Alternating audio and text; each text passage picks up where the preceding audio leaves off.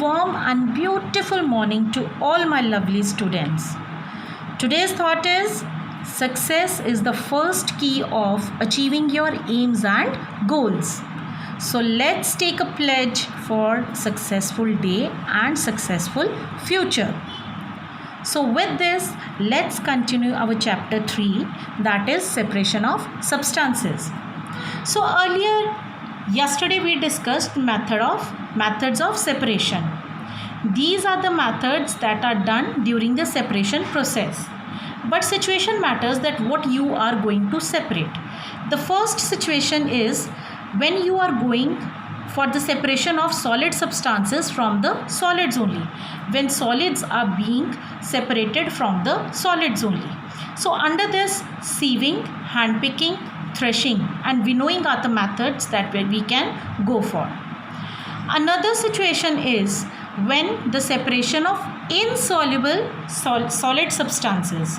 Insoluble means the substances which do not get mixed up with the liquid, and those substances when you have to get it separated from the liquids.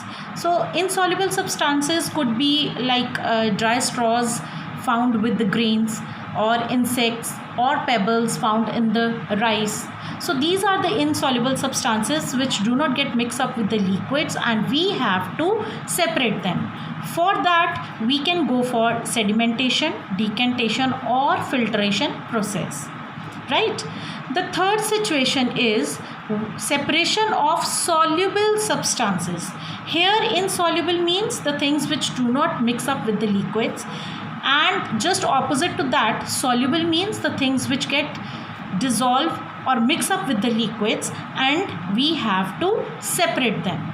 Right? So for this we can go for evaporation and condensation process, and another one is distillation. Right? See, this part we have already done. Right?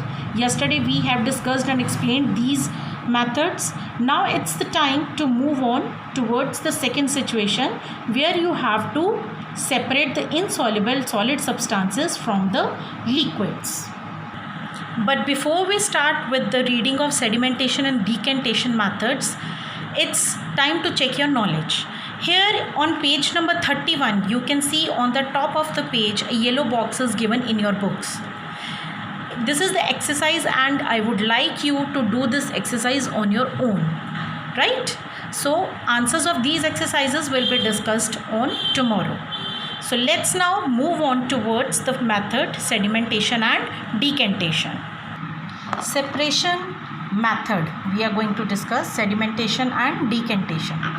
This method is used to separate an insoluble solid substance from a liquid. Insoluble, the things that are not going to mix up with the liquid, and we have to separate them from the liquid only. Though by this method complete separation is not possible, still you can find out after performing this method through activity, still you can find small portion of insoluble substances floating in water. Right? You must have seen your mother soaking rice grains in water before cooking them. The method used by her is sedimentation and decantation. Normally this method is used by your mother in her day-to-day life while cooking food. She does this to separate rice grains from the lighter solids like tiny pieces of straw, insects, etc. Here you can see the picture for the same in your books. This is a muddy water, means the mixture of water and mud.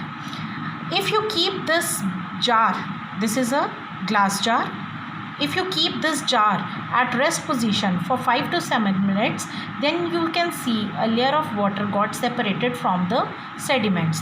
So all the insoluble substances which do not get mixed up with the liquid, it gets settled down at the bottom of the glass jar, and they are termed as sediments.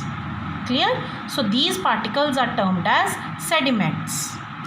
Let's do an activity for the same.